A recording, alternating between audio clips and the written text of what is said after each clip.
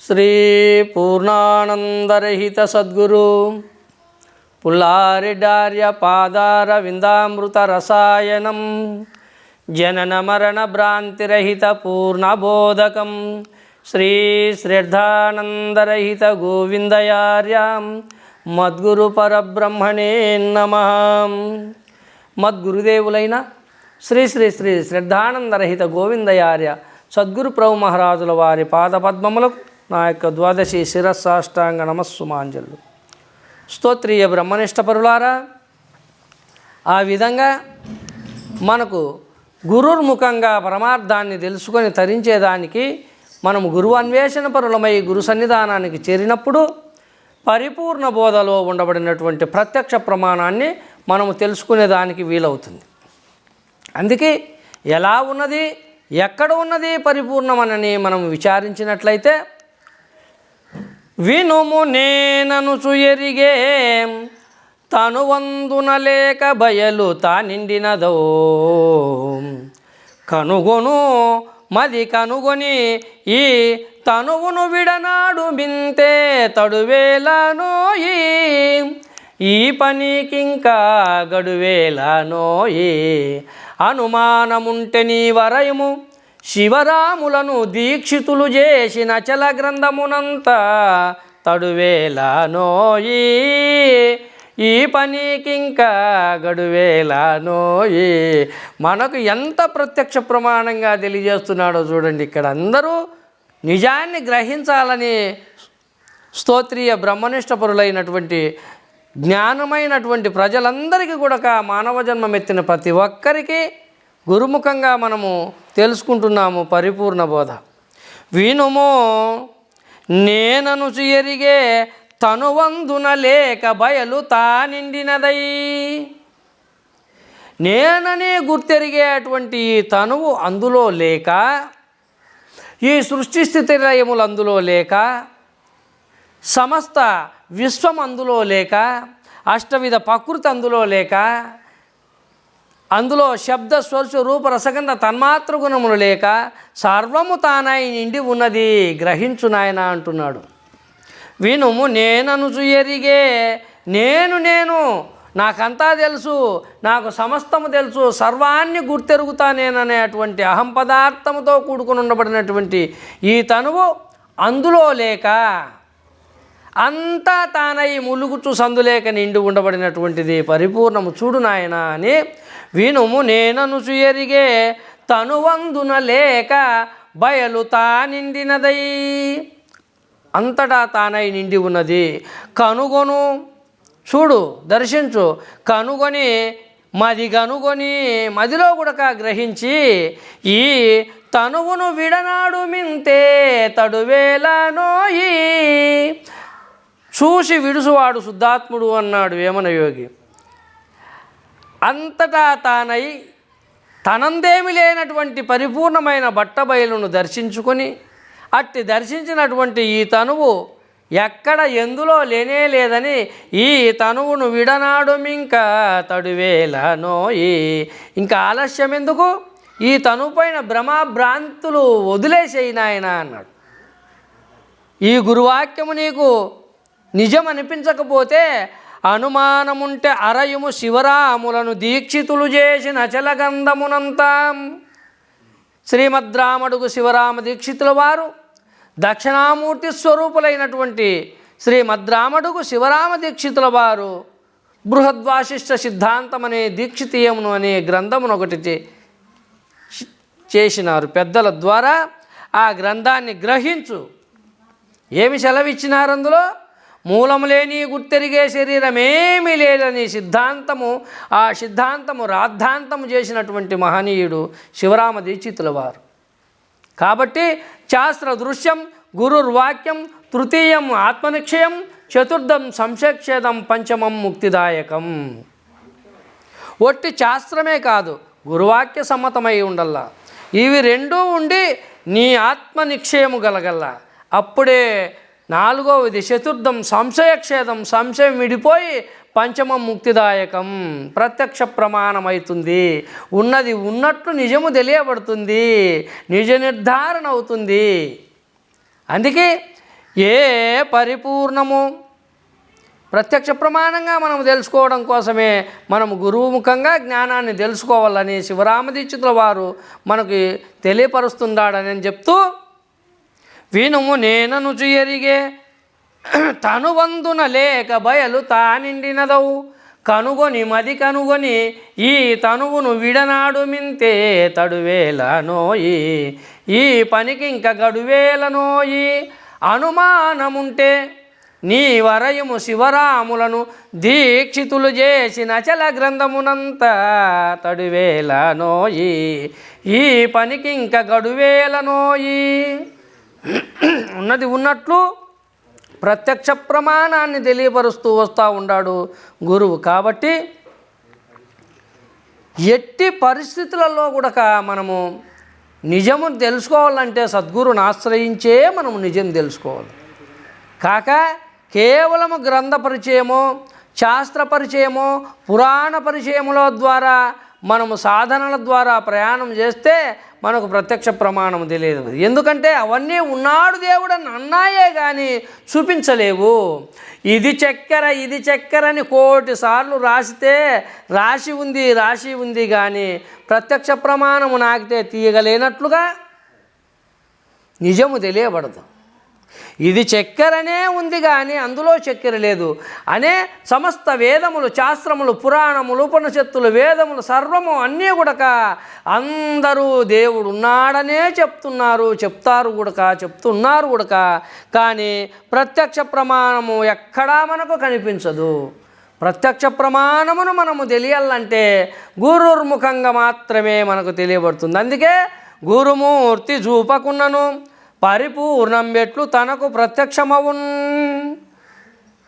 గురువు చూపకుంటే ఎంతటి వారికి ఆ పరిపూర్ణమనగా ఎటువంటిదో, ఆ పరమపదమనగా ఎటువంటిదో, ఆ శాశ్వతమేదో, ఆ సత్యమేదో, ఆ గురుగుహ్యమేదో, అనంతమేదో, ఆ గోప్యమేదో, ఆ పరమపదమేదో, ఆ స్థిరమేదో, ఆ బట్ట బయలేదో ఎవ్వరికి ఎంతటి వారికి తెలియబడదు. ఒకవేళ నాకు తెలుసు అని అనుకుంటావేమో, ఎట్టి పరిస్థితులలో అది తెలియబడదు. ఎందుకంటే నీవు అనుకున్నది కాదు, ఏదీ కాదు. గురుముఖంగా వచ్చినప్పుడే అందులో నిజమైనటువంటి పరమార్థము మనకు తెలియబడుతుంది. లేకపోతే విపరీతార్థాలు వస్తాయి. విపరీతార్థాలు వచ్చి విపరీతమైనటువంటి మార్గాల గుండా ప్రయాణం చేస్తావు. సత్యాన్ని చేరుకోలేవు, పరమపదాన్ని నిర్ధారించుకోలేవు.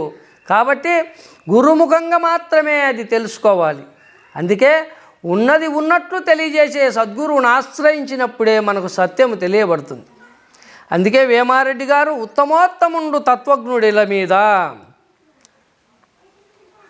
శాశ్వతమైనటువంటి సత్యాన్ని బోధించేవాడే ఉత్తమ గురువు అని చెప్తున్నాడు. ఎందుకంటే ఈ ప్రపంచంలో అనేక మంది గురువులు రకరకాల ప్రయాణాలు చేస్తూ ప్రపంచం గురించే బోధిస్తున్నారు, పరమాత్మ గురించే బోధిస్తున్నారు. కానీ శాశ్వతమైన సత్యము గురించి ఎవరు తెలియపరిచే వాళ్ళు లేరు. చాలా అరుదు అట్టి మహనీయులు. ఎందుకంటే ప్రపంచమంతా మాయతో చెప్పినటువంటి మాటలే కానీ నిజ నిర్ధారణ చెప్పేటువంటి వాక్యాలు ఏవి కనిపించడం లేదు. ఎంతోమంది గురువులు ఉన్నారు ఈ ప్రపంచంలో. అందరూ ఆత్మాన్వేషణ పరులే. ధ్యానం చేసుకో, యోగం చేసుకో, కళ్ళు మూసుకో, లోపల చూసుకో, ఎలాగ వస్తూ ఉంది, ఎలాగ పోతుంది దీన్ని చూసుకో, దీన్ని తెలుసుకోవడమే చాలా గోప్యము. ఇది ప్రాణము, దీన్ని గ్రహించడము, దీన్ని నిలుపుకోవడము, దీన్ని అభివృద్ధి చేసుకోవడము, దీన్ని స్థిరపరుచుకోవడము ఇత్యాది విషయాల గురించి బోధించే వాళ్ళే కానీ శాశ్వతమైన సత్యాన్ని గురించి బోధించేవాళ్ళు కాదు. ఇదంతా శాశ్వతం కాదు. ఎందుకంటే ఎంత నీవు శ్వాస మీద ధ్యాస పెట్టి ప్రయాణం చేసినా కూడా 21,600 జరుగు హంసలు తరుగునాయువు, హరిహరాదులు వచ్చి నిలచిన గది తనువు,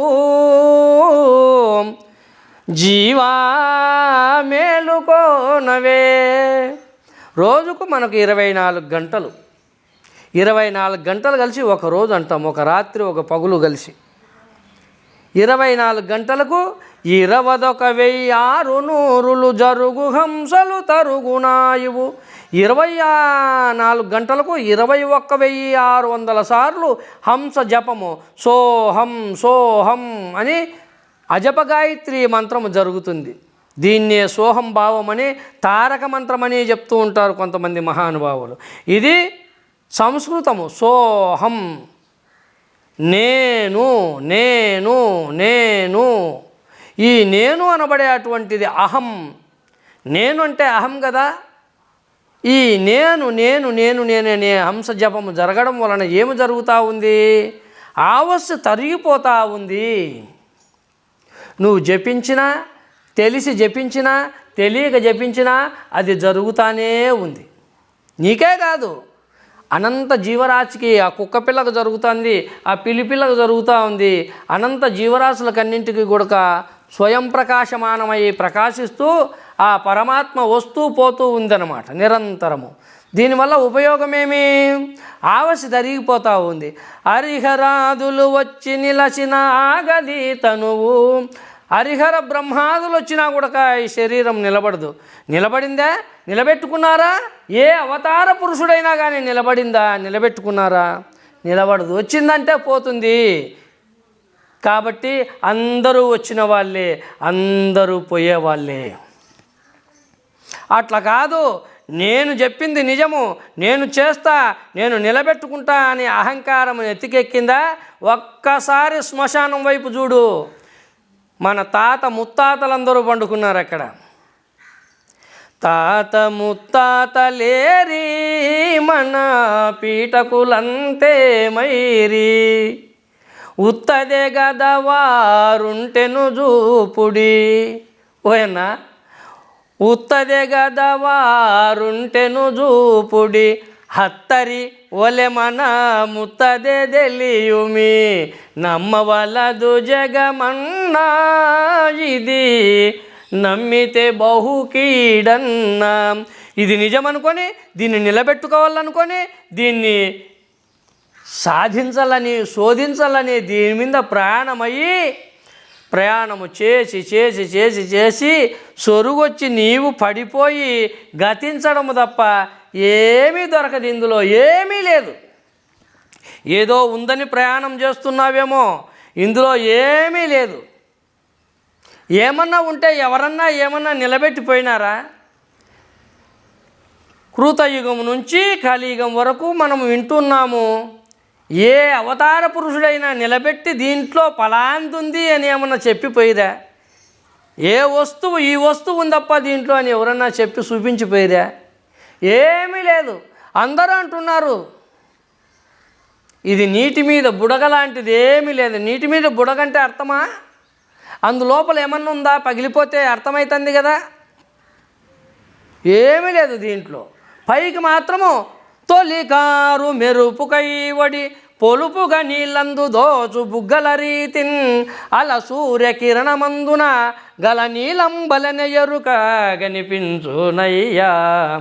అంతలో ఎటల కనిపించదయ్యా. కలకాలమొక రీతి కలిగుండది ఎరుక. తిలకింప పగలు రాత్రి తిరుగు విధమున కనిపించునయ్యా. అంతలో ఎచట కనిపించదయ్యా. నీటి మీద బుగ్గ. తొలిగారి ముంగారి వర్షాలకు వర్షము కురుస్తూ ఉంటుంది, ఎండగాస్తూ ఉంటుంది. కురిసిన వర్షము నీళ్ళై భూమి మీద పారుతూ ఉంటే అందున వర్షములు పడితే నీటి బిందువులు పడుతూ బుగ్గలు పుడతా ఉంటాయి. ఆ బుగ్గల మీద సూర్యకిరణాలు పడి రకరకాల వర్ణాల నీలాలు కనిపిస్తూ ఉంటాయి.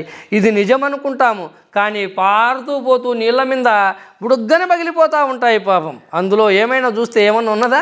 ఏమీ లేదు. ఇందులో కూడా ఇన్ని రకాలుగా పలుకులు పలుకుతూ, ఇన్ని వాక్యాలు చెబుతూ, ఇన్ని విధాలుగా బోధనలు చేస్తూ ఉంది, ఇన్ని తెలుసుకుంటూ ఉంది. ఇందులో ఏమన్నా ఉందేమో అని ప్రయాణము చేసేవేమో. ఎంత శోధించినా ఇందులో ఏమీ కానరాదు, ఏమీ లేదు. ఇది గాలి బుర్ర. ఎంత శోధించినా దీంట్లో ఏమీ లేదు. అందుకే ఉన్నది ఉన్నట్లు తెలుసుకోవడం కోసము ప్రత్యక్ష ప్రమాణంగా మనము సద్గురుముఖంగానే తెలుసుకోవాలి. అప్పుడే మనకు నిజమేందో ప్రత్యక్ష ప్రమాణం ఏందో తెలియబడుతుందని అందరికీ తెలియజేస్తూ, రాబోయే వాక్యంలో మనం ఇంకా పరిపూర్ణ బోధలో ఉండబడినటువంటి ప్రత్యక్ష ప్రమాణాన్ని తెలుసుకుందామని సద్గురు ప్రభు మహారాజుకు జై.